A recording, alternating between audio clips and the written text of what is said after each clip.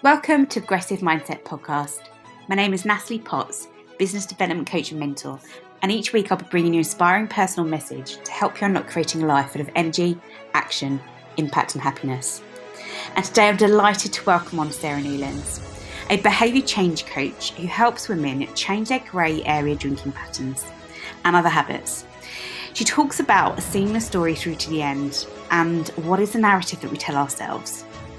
This is an episode that is full of energy, it's full of passion and honesty that will leave you knowing you've just got to keep going. You've got to trust yourself. As always, over to Sarah to share her story. Enjoy. Sarah, thank you so much for joining me today. Really excited to have you on and sharing all about the amazing coaching that you do in a very, very different niche from anything I've known or explored before. So really looking forward to you sharing everything with me today.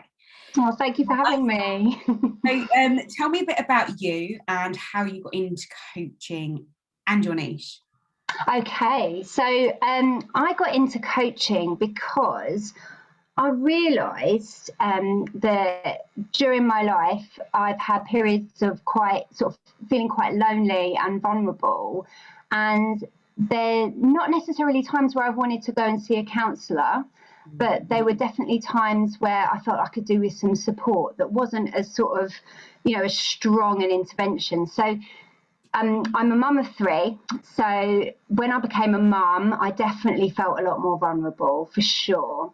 And a big part of my life recently has been giving up drinking.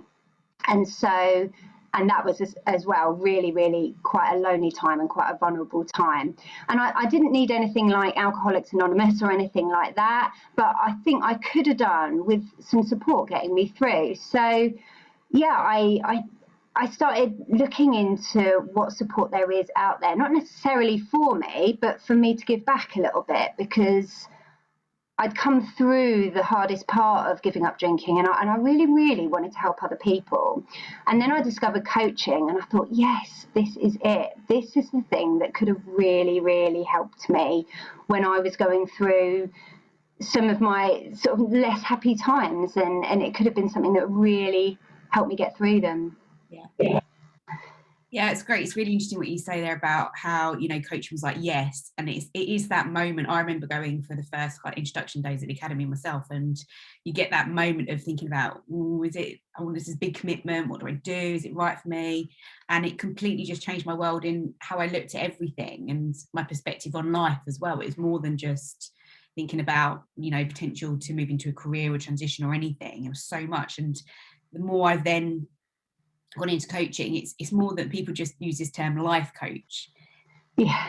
There's so many more realms out there and areas that we can go into to help people and move them forward.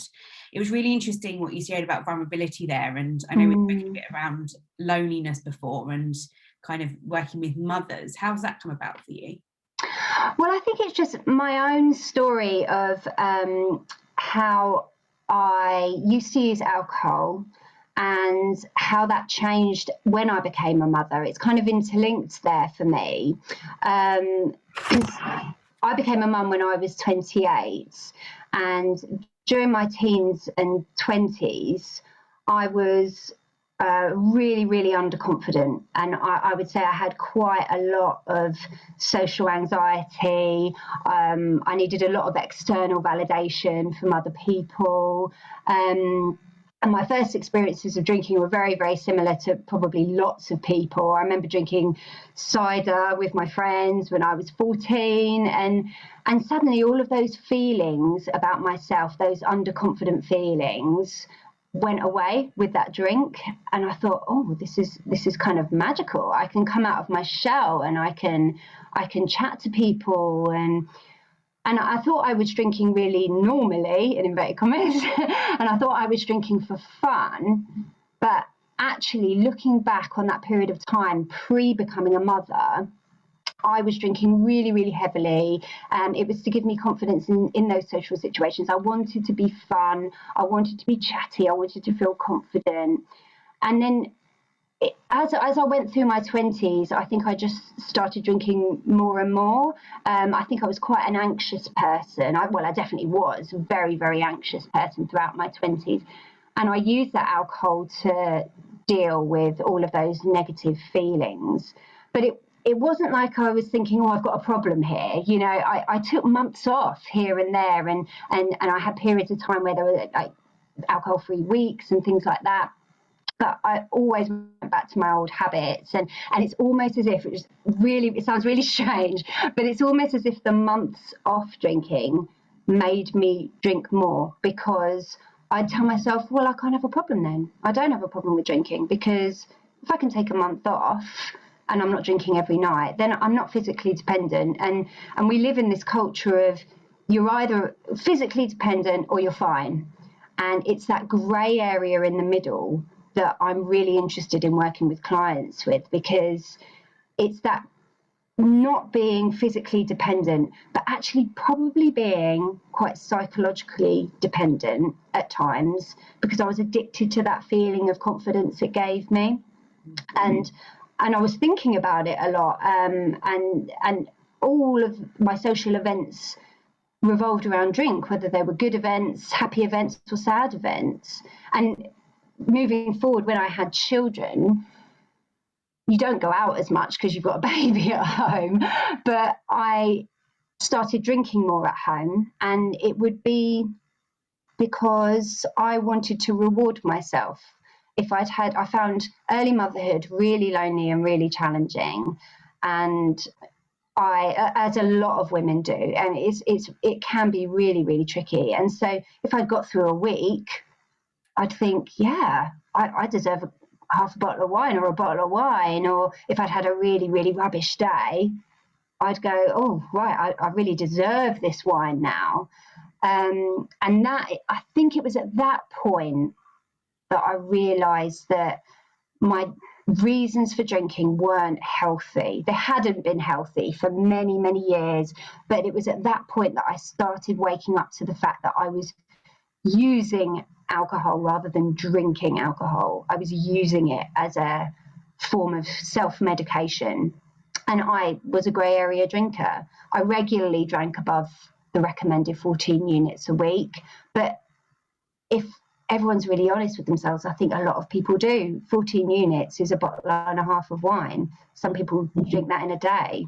So, and that's when I realised, oh, there's something not right here. And I didn't want my children growing up seeing alcohol in my house all the time. I mean, I wasn't rolling around drunk all the time in front of my children, but they were seeing me drink at dinner, and there was wine on the counter, and I wasn't modelling very good behaviour for them. I mean, I remember my eldest son, who's got a very, very scientific way of looking at things, coming home one day from school and saying, Mum, did you know that alcohol is a poison? He'd obviously had a lesson or something at school, something had been said.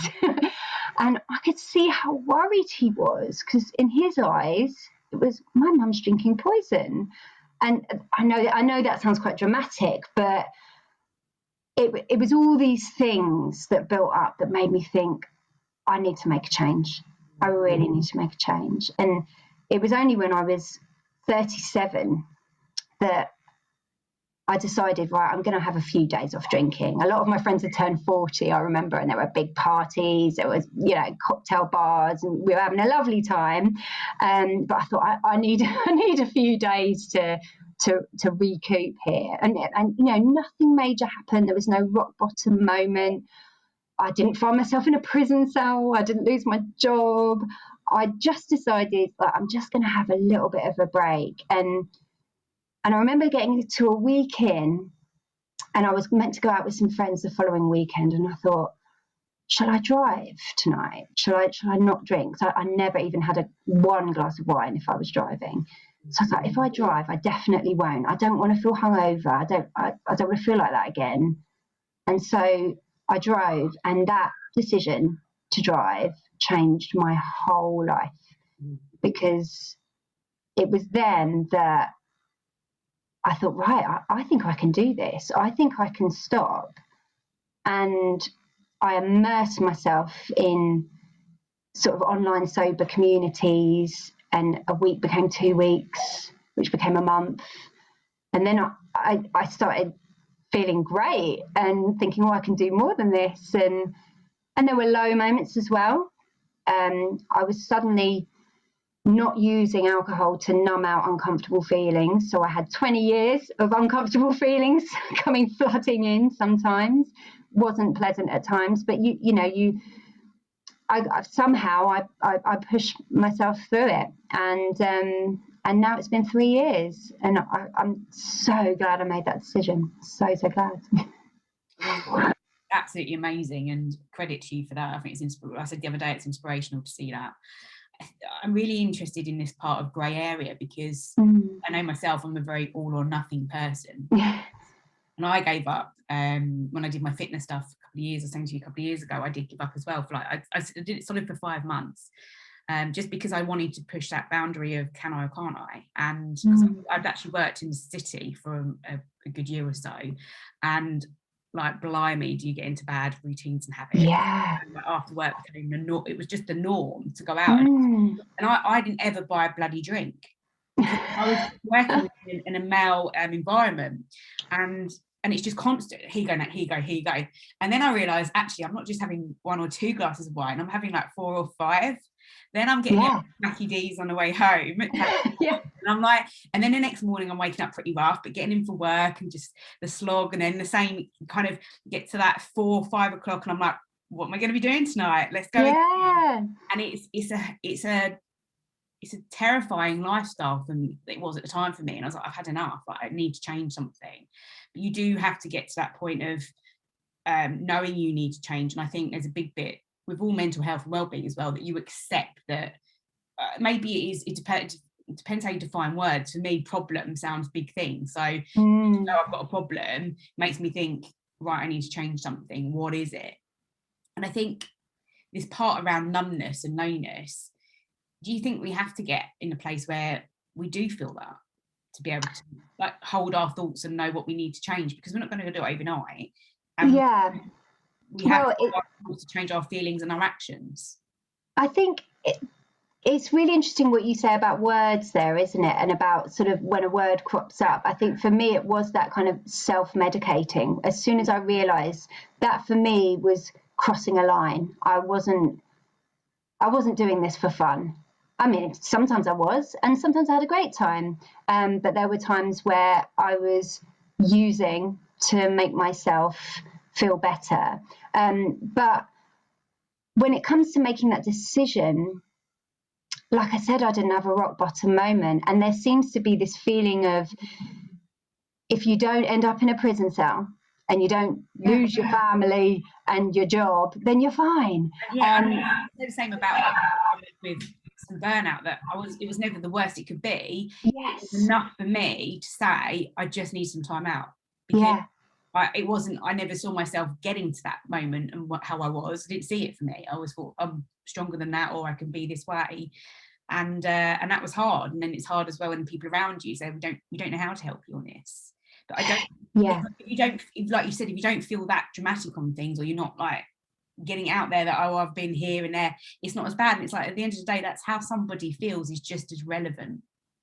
Absolutely. And it was quite surprising, if I'm honest, making that decision. It wasn't to stop for me. It wasn't planned. I'd had some thoughts for a few years, though, that my drinking could end up making me ill later in life, because of the fact that I was probably going over those 14 units a week, which are the guidelines. And so I'd had all of those sort of feelings, but I'd pushed them away. And we're surrounded by people who, well, I certainly am surrounded by people, lovely people, well-meaning people who tell you don't have a problem, that you're fine. You're getting, like you said, you're getting up for work every morning, you're functioning. But that's the essence of that grey area. It's not you're passing out in the street and then drinking whiskey for breakfast in the morning because you're going to suffer from severe withdrawal. It's that grey space in the middle. It's anywhere from occasional drinker to someone who is physically addicted. It's a massive grey space in the middle. And and it's not often talked about. It's you know, you're either really, really heavily addicted or you're not in our society. It seems to be very black and white. I think it's really important to acknowledge that this grey space in the middle can spiral. It can. And yeah, lots of things sort of led me to it, but it crept up on me. It was really interesting. And I think a lot of people were surprised when I said I wasn't going to drink anymore, because I was the one at the party always drinking. Like the same with coaching, it's that journey, isn't it? And it's moving from where you are now to where you want to be in it, but it's not going to happen overnight, and it takes time. You have to rewire habits, and you have to look at where that comes from previously in your childhood. And I know we've touched on it briefly ourselves. We said that, you know, there's things that have happened in our childhood that we don't need to discuss because we don't, but we know that that's potentially a reason why I am like this now. How you then stop, and I think that's the biggest thing, you stop and say, this isn't working for me, what do I need to change and continue? And this is a big difference with coaching and counselling, and which as well, that, you know, coaching is forward facing, so we're not going to delve into the past and explore that in the root and understand the depths of that, because it's about empowering somebody and being in that, learning to let go actually as well. You can't change the past, and you have to know that this is where I am, and like you said, what's the cost if I don't do this? And it might be a good 2 years. Really interesting you said about the fact that you were thinking those thoughts for a few years. Like my fitness stuff, you know, I've kind of got to a point the last 10 months again thinking that I'm not quite happy where I am. I want to be leaner again, and I want to get on a program, etc. And someone said to me that, well, what's it? You know, I said I want to lose about 10 kilos, and they're like, well, is that going to make you happier? And it kind of stumped me, and I was like, oh. I was like, no, it's not going to make me happier. You're actually spot on. And I had to go away for 24 hours and think about it. And I went back to him. And I said, but I will feel better. And for me, there's a difference in that. I'm not defining that I will feel happy and nothing in my life's going to change around that type of thing. But I will feel better in how my self-talk is for myself. That's a big one for me, because that's me exploring things. And funny, actually, I put a quote out this morning about the fact that everybody wants to change the world, but they don't want to focus on changing and improving themselves. I saw that. Yeah, it was brilliant. And people come to coaching sometimes and they'll think that, you know, that they'll go, oh, it's a great question. I think, oh, that's really hard. And it's like, but it's supposed to be. And that's good, because it's pushing you to really think about something that you care about and that you want to make the change in. That's why you're showing up, right? Absolutely. And the coaching journey is, I mean, I just absolutely love the process of it, because it is all about what the client needs. And like you said, it's not unpacking the past. And if they need to go and do that with a trained counsellor while they're doing coaching, that is totally fine and a really, really healthy thing to do. But you're right, it's not about unpacking all that past stuff. It's about going, right, how are we going to move forward? Okay, this is going to be a bit tricky. There might be some low moments, and really acknowledging those low moments is so important, because if somebody thinks they're going to stop drinking and it's going to be euphoric, then they're going to be in for some real disappointments. I mean, there is a term called the pink cloud, which it basically refers to the euphoria that you can feel when you're freshly in your sobriety. It's a term coined actually in the addiction world. And it involves feelings of real elation. And I remember going through this for about a month after I knew that I'd managed to stop. Felt amazing, really, really joyful, really, really positive, full of hope. But you kind of got to think of it as a bit of a honeymoon phase, because it crashes down a little bit. It can come tumbling down, or it can just come down a little bit. But for me, I suddenly didn't feel very good again. And that is when you're most likely to go back to drinking or the substance you've been using, because you suddenly think, oh, right, back down to earth again now. Oh, I remember this feeling, or I've suddenly got all this to cope with. I don't have these feelings of euphoria anymore. How am I going to get those feelings? Right, I'm going to go and have a pint. I'm going to go and have that bottle of wine. And so that is a super important thing to acknowledge, actually, that it's not going to be easy. And that is exactly why I came into coaching, because it was for those moments where you need support from somebody who has been there and has strategies to help you cope. So it's really, really important to bear that in mind, for sure. And that's the key, isn't it? The tapping into changing the habits part. And I know when you think about, like, when I've looked at things and I've come home, had a glass of wine, like we said yesterday, then you cook, you enjoy that experience. Yeah. You need to do something to know that thought and what's going on for you in that moment, but then swap it out for something different. And I know for myself, as silly as some people laugh, but it's like a can of Coke Zero. Yeah. You know? Because it's something there that's not going to be as bad for me as a glass of wine, but there has to be it's that stepping stone to build on it. Absolutely, I'm the same. I'll have like a mocktail in a wine glass with a slice of lime, and it's just lovely. It's so lovely because you can still have this kind of fabulous ritual, but not have the alcohol involved, and it is a lovely replacement, yeah, for sure. And it's definitely something that I talk to clients about. Yeah, it's interesting. So moving on to that, it's like that, how do you work with clients? What does that process look like? Say somebody just joins up with you in terms of, like we've said, forward facing, not the past. Yeah, how do you explore this with them? Well, the first thing that I would do with a client, as well as congratulating them, because I think it's amazing when someone comes forward. I think, I'm really, really impressed with people that come forward to me with their stories if they don't know me. I think that's just amazing. So yeah, congratulating them is definitely the first thing I would do. But in terms of the coaching, the initial stages of coaching are quite critical with this, because, and I'd normally suggest to a client that they'd see me once a week through the first 2 to 3 months, because it really is a critical phase. Because if you're going to go back to drinking, it's so much, it's documented that it's much more likely to happen within the first 3 months. So coaching through this period is really, really important, because you're reassessing everything, and you're thinking about who your friends are, what brings you joy, who you are without the alcohol. So and also really super important what you're doing for self-care as well. So and those first 3 months are really, really critical. So what I would do with a client is I would give them space to tell me their story. Everybody's narrative is different about alcohol and their experiences. So that's really, really important. And through that narrative, you can often get a sense of what support a client has, and also whether coaching is right for them. And it's also what comes out there is their reason why. Why are they giving up? Why do they want to give up? For me, it was I wanted to be a great role model for my kids, and I didn't want to numb out feelings anymore. I wanted to deal with any anxiety that I had head on.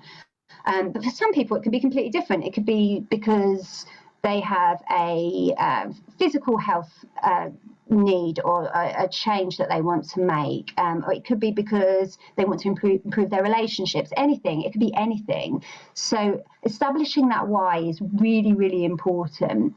And then we then do a bit of a sort of cost benefit analysis about why they want to stop drinking and what would happen if they don't, what's the cost if they don't, and what is the benefit if they do.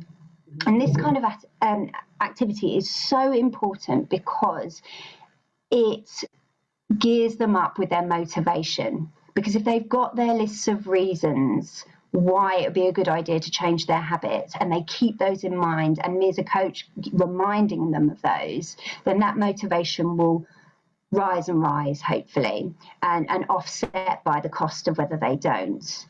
For me, I was worried about my future physical health and worried what my children might take from seeing me drink. So keeping those in mind is so powerful, so powerful. And that's why coming back to coaching every week is really good in those first few months, because you will revisit that. You'll come back to your why. It's so important. And then what I do with a client is we'll start looking at routines, your weekly routine. Because out of that, you can start establishing what your triggers are. And everybody's triggers are different. And triggers can be a day in the week. So a classic one is Friday night for drinking or Saturday night. It might be a time of day. So from going back to becoming a mother, a stressful time of day for me when my kids were babies was that whole witching hour time when your kids just cry and cry and cry before bed. So but from about 5 o'clock onwards. It could be that you're triggered by people. There could be certain people in your life who stress you out. And it's about admitting that to yourself as well, because that can be quite a hard thing to admit, especially if those people are close to you. And situations as well and events. I mean, I remember thinking, oh my God, if everyone's in the park having a picnic, opening bottles of Prosecco, then I'm going to be massively triggered by that, because I used to love doing stuff like that with my mates. So it's working out those trigger times and those trigger situations. And it's keeping in mind that a craving for a glass of wine, say, is likely to last about 15 minutes. So if you can do something, like you say, instead of pouring the glass of wine, you pour the glass of Coke. And if you can do something in those 15 minutes, then that is so helpful. And it could be a distraction. So, and again, it's different for everybody. So that's where coaching is so powerful for this, because it's going to come from the client. It's no good me saying to somebody, look, when you're triggered, go out for a mile run, because somebody might say, well, hang on, I'm going to get back from that so stressed out, I'm going to open a bottle of wine or have a pint, so that's really counterproductive. So I can't tell someone what to do. So it might be, go out. It might be go out for a run. It might be go out for a walk. It might be call a friend, call a family member.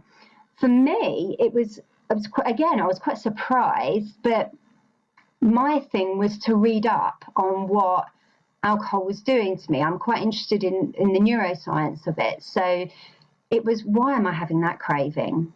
And I'd read about the craving and what was going on in my brain. And it would bring all of my thoughts from that back brain part of, that emotional side of your brain that makes decisions without really thinking about it, to that kind of prefrontal cortex side, the one that makes rational decisions, hopefully, and the one that looks at things and is organized and isn't making decisions based on a feeling, it's on facts.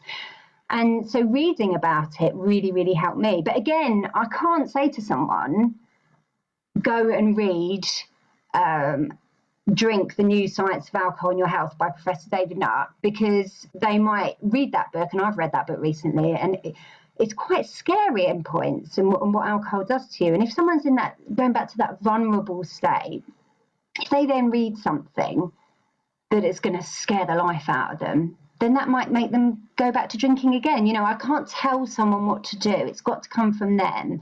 And so, but for me, it really helped to know what was happening in my brain. So that's a big part of the early stages of coaching with me about this. It's working out those triggers, working out what's going to make you want to reach for that glass. Another big part is support, figuring out who your cheerleaders are, basically. So who is your biggest source of support? And I'll do an activity with clients, which is like a traffic light system. So your green people are your cheerleaders. They're the ones you want around you. They're the ones who've got your back. They're telling you you're doing an amazing job, and the fact that you're doing it is just brilliant. And they might be the ones to say to you that if you're going out on Saturday, how about you drive? Go on, drive. And then you won't even be tempted. Those kinds of people. Your amber people are pretty supportive, but they might make the odd joke, or they might look at you a bit funny. They might be a bit like, what? Why? They might ask you why. And that in itself might trigger a little bit of self-doubt in you when you're in those early stages. And your red people, I'm gonna admit something here. I was a red person. I was that person when I was a drinker who would I might have called someone boring. I don't know if I did. A few glasses of wine down, I might have said, "You're not drinking. Oh, it's really boring." Or I might have said, "Go on, just one. Just have a drink." Or I might say something like, "What? So you're going to go on holiday and not have a drink? You're going to go to a wedding and not have a drink?" And I cringe now that I was like that, because I didn't mean it badly at all. But if I really analyse what I was doing, I was trying to get someone else to drink so that I could drink and feel okay about it. Yeah. I was trying to be an enabler. It's benefit of hindsight. I'm not proud that I was that kind of person, but you will have people like that in your life, and it is advisable when you're in those early stages of stopping drinking that you just stick to your green people, and they may be drinkers themselves, but it's not about that. It's about the fact that they're supporting you, and that is so important, so important. Very similar to recently I do a lot around D&I as well, and people are doing Ramadan, and sometimes people around them like, "I'm going for lunch, I'm going to eat this, and I'm like, why would you do that?" Really, it's a big thing for people that do that commitment, and you going and doing that is a bit, I just wouldn't do that. And I remember actually I was really blunt once to someone, which wouldn't be a surprise to me. I said to someone, I think, like, they were like that part of go out, "Oh, go on, have one," or "Why are you being like that?" They say it, and I just think I turned around to them and said, "Why would you do that?" Oh, wow. Honestly, know what I've committed to. I'm here still. I think it was the 30th actually, and I didn't have a drop. And they were like, "Oh, go on, have the shot. Here's the shot. Go on, have the shot." I just told you I don't want it. And that's amazing that you had that strength. I think that's brilliant. I tend to think that it's like you said, you do have to get those people around you. It's hard at first, and I did it even from a point of just that people didn't support even my vision in coaching, or "Oh yeah, but it won't be a career for you, will it? Oh, it will just be a hobby, won't it?" That type of thing. I was like, okay. And but it takes a lot of strength, doesn't it? To stay strong with your convictions. I have to rewire those thoughts myself, and I think that what it tells me about those people is that actually it says more about them than it says about me, and it's just them juxtaposing how they feel because they're not doing something that they would like to do, because they don't have the inner strength to say, "I'm going to go and do this." It's a really good point. That might sound really direct, but I have myself in that place where I think you probably feel, and that's why I think nobody's better than anybody else, and we're all human, and you can't, just because you've got a nice car or this or that, doesn't make you any better than me. Of course not. The same way that I feel about things. You probably have self-doubt still. You probably procrastinate. You might do it in a different way, but you still do that. It's just on different things. Yeah, and again, it takes it back to that thing about coaching being so powerful, because it's so personal to everyone's different paths, and you have to, as a coach, just kind of really, really listen to where your client's coming from and their journey and their narrative, because it's not going to be the same as yours. I might have done the same thing, but it's not. I haven't necessarily done it in the same way that you're going to do it. So yeah, it's super, super powerful. And again, that's where those sort of self-care practices come in, which is something that I talk about a lot with clients, because you do need to have that real feeling of just feeling on top of your game if you're going to come across people who do try and push you like that. And if you have had a really unhealthy relationship with drinking, then other things in your life are going to have suffered. Your sleep's going to have suffered. Your nutrition might have suffered, hydration. You're probably not doing as much exercise. I know that I never used to meditate or do journaling, and I have a really strong practice of doing that now that I'm sober. And those things are super important, because if you've had years of misuse of something like alcohol, your nervous system really needs re-regulating. And that can be a vital part of your kind of sobriety maintenance. And if you're up against all sorts of opinions from people, then it can knock you out of sync with that. And so those self-care practices are so important. And I always say, if you give up smoking, no one says to you, "Oh, go on, just have one. Go on." No one says why. It's just, well done. Good on you. So you don't necessarily have to have as much resilience when you're revealing that to somebody, but when you come out as a sober person, you've got to have a lot of resilience. So you've got to make sure all of those things that, like I said, the sleep and nutrition, etc., it's all there, it's all in place for so many different reasons. So yeah, it's a really important point. That's where it goes back to, you and I have done around coaching with neuroscience as well, and that was so powerful doing that CPD, just to kind of come away and resonate on a lot of things. Like you say, I call it a chimp and a human, that rational, irrational. And in the Mind Paradox book, Steve Peters said about banana, the monkey, give him a banana. And so every time, like, I'm a visual learner, so for me, that sometimes when I'm thinking of like that, I want a glass of wine, it's no, go and have a can of Coke. Or, it's really interesting to think about how that little chimp, I have a really active chimp.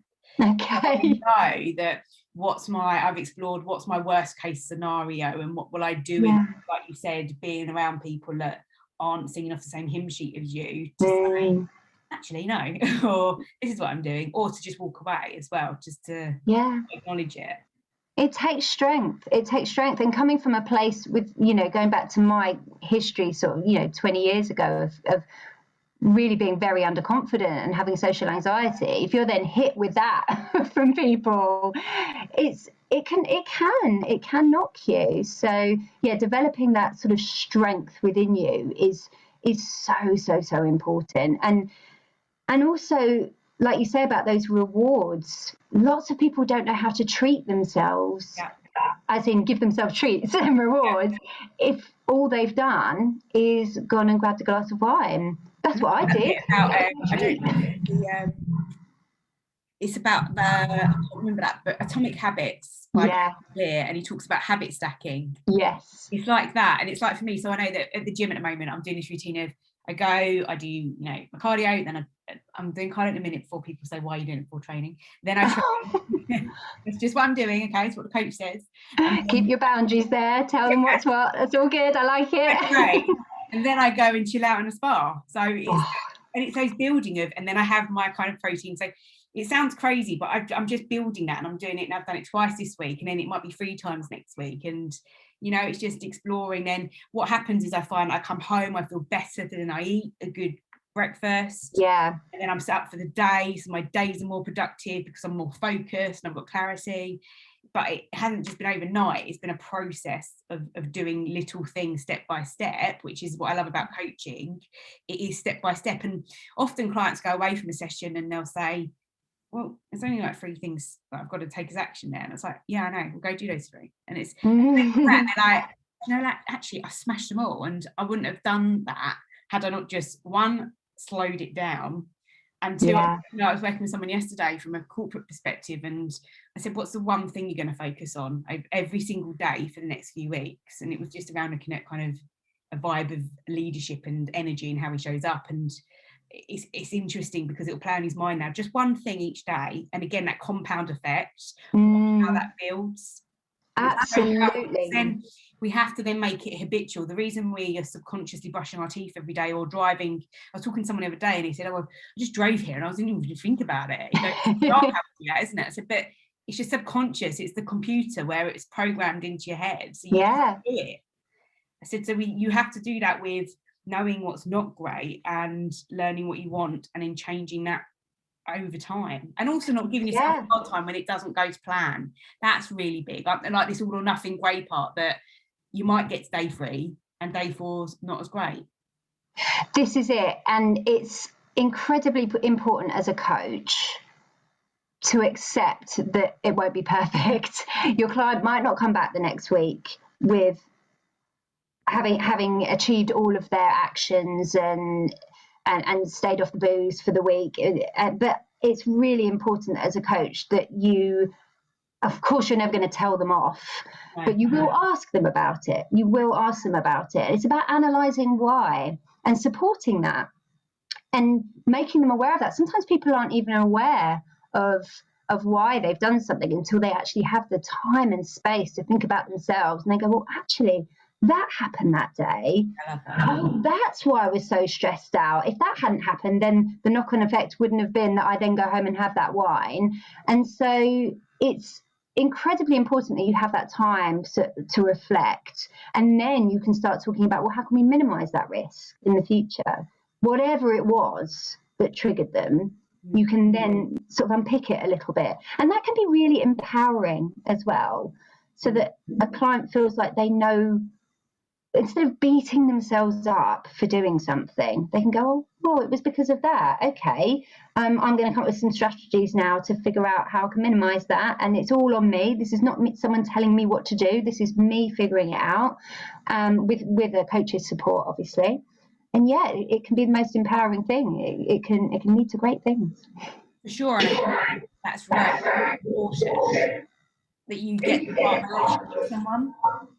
Yeah, the rapport is key. It's massive. It's integral to any kind of coaching relationship, but particularly when you're working with people in a vulnerable state. Yeah. You can't go in really, really pushy as a coach with somebody who is not feeling great. That's just not fair, and it's going to damage the rapport, and they won't come back. They won't. If you've made them feel rubbish, they're not going to come back. It needs to be way more supportive than that, and you'll only do the sort of deeper work a few sessions in, because they might not feel comfortable opening up to you. You know, like I said, I've been astounded and so happy that people have opened up to me through Instagram and stuff with their stories. I think it's just amazing, which is why I made the point about sort of congratulating people, because that's a big step, but not everybody is going to feel that they can be that open. So yeah, that rapport between the coach and the client is so important, so important. That builds slowly. I always ask my kind of quick fire questions. So how do you measure success? So success, oh, that is going to be really different for everybody, isn't it? That's really interesting. Okay, so when I'm older and I'm looking back on my life, I think I'll feel like it's been successful if I've done things well, but with really good intentions. So I don't think it matters how popular I've been or how much money I've made or even how many hours I've worked. It's just down to whether I've done my best in whatever I've decided to do, been intentional about my actions, and that it's been aligned with my own personal values. Love that. Yeah, I know that in life with my values, it's just to pop. Yeah, it's so important to establish what they are and just keep everything aligned with that. So really interesting, you mentioned the like a rocking chair thing there in when you get back. What would you tell your younger self now? Oh, what would I tell myself now? That's interesting. Well, I'd tell myself now, keep going. You're on a good path. But I'd tell myself in my 20s something completely different. I would have told myself, look, just trust your gut more. Yeah. Because your gut is telling you so much. I've become much better at that in recent years.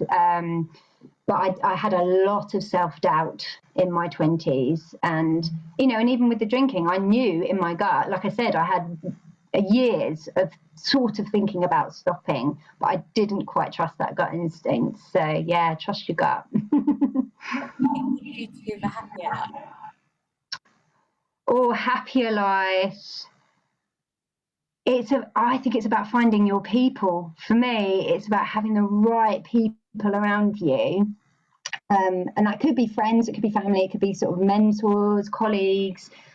And I would say once you've found those people, you will know that you found them. Stick with them. As long as they've got your best interests at heart, and it's like reciprocal, because good, strong support circles are so important. But I would say with that as well, just be boundaried as well. Don't give yourself away to please other people. Just keep those people with you who are showing you that strong support for whatever it is you're doing. Yeah. And what can people live life with more purpose?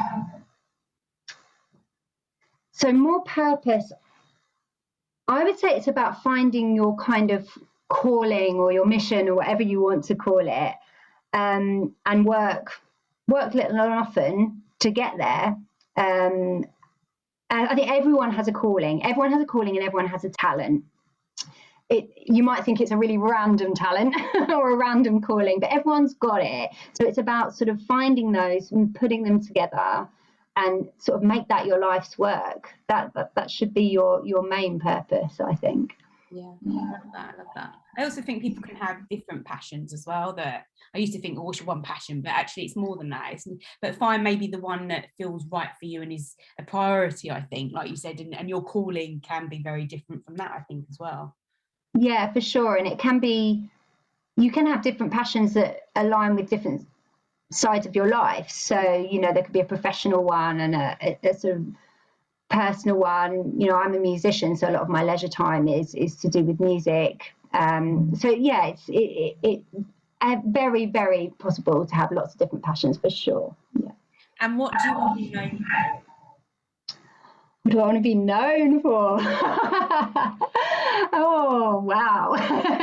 Well, I think the main one that's relevant to this conversation today is I want to be known for sort of sorting my life out, really, and becoming a decent person who wants to pass that on, because that's why I went into coaching. Nobody's perfect. I'm certainly not perfect, and everyone makes mistakes, but it's my mission to make myself sort of better. And to be known for that, I think, is pretty cool. Great. Amazing. Thank you so much. Where can people find and connect with you? Well, I'm really, really big on Instagram. So find me at Sarah Newlands Coaching on Instagram. I'd be happy to hear from people. Thank you so much for your time. We really appreciate it. Thank you very much. It's been great. Thank you so much to Sarah for joining me on this podcast, and a huge thank you to you for listening. If you've enjoyed this episode, then go and check out my recent mini-series where I'm joined by different coaches doing different work within the coaching world, all sharing their story, how they got into coaching, and how they built their businesses. And if you're struggling to build your coaching business right now, reach out and let me know your one great thing and your one biggest struggle, and let's see if or how I can help you. As always, go take action, make an impact, and have a great day.